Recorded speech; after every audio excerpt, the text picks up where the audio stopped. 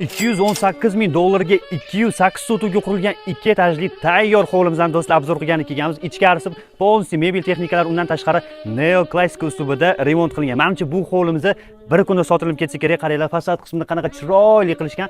Ketdimiz, obzor boshlaymiz. 3 xonali kvartirani narxiga mana shu faizli hovlimizdan do'stlar olsanglar bo'ladi. Garaj qismini ko'rib turibsizlar, ikkita mashina bemalol sig'adi. O'zini zelyoniy zonasi, yana sanuzol, yozgi kuxnyasi ham qilib qo'yilgan. Uyi ichiga 3 ta joydan kirsanglar bo'ladi. Bu degani mehmon kelganda neudobno bo'lmaydi, boshqa joylardan kirib chiqsa bo'ladi. Qaranglar, fasad qanaqa chiroyli qilingan, orqa tarafdan juda ham nejniy. Bo'lmasam sizlarga uyi ichini ko'rsatishni boshlayman. Kirishinglar bilan shu yoqqa o'zini katta holi bor. Ko'p uylarda hozir hol qilmagan. Panoramli oynalari, kuxniy mebellargacha ham qo'yilgan. Undan tashqariga ham chiqsanglar bo'ladi. Kuxnyani o'zidan juda ham zo'r planirovka qilishgan ekan. Endi men sizlarga zal qismini ko'rsataman. Stol stullargacha olib qo'yishgan. Kartinkalarga umuman 10 baho. Podval qismini sizlarga oxirida ko'rsatib o'taman. Bu yerda bitta spalni o'zini, yana bitta sanuzol ham joylashyapti. Spalni mebellarigacha olib qo'yishgan ekan. Shunda chemodan bilan ko'chib ketsanglar bo'ladi. Qaranglar, zinalarni ham chiroyli ranglar tanlashgan ekan. Ikkinchi etajda o'zida 5 ta xonasi joylashgan. Yana o'zini katta holi ham bor. Men o'zim bu uyga juda ham havas qildim. Xudo xolasa aynan mana shunaqa uylar menga ham nasib qilsin. Menga eng yoqqani ikkinchi etajda o'zini holi borligi. Qaranglar, bu yerda bitta spalni xonasi, o'zini alohida sanuzoli, yana ko'rganingizdek spalnilargacha ham qo'yilgan. Ikkinchi etajda o'zini yana bitta zali,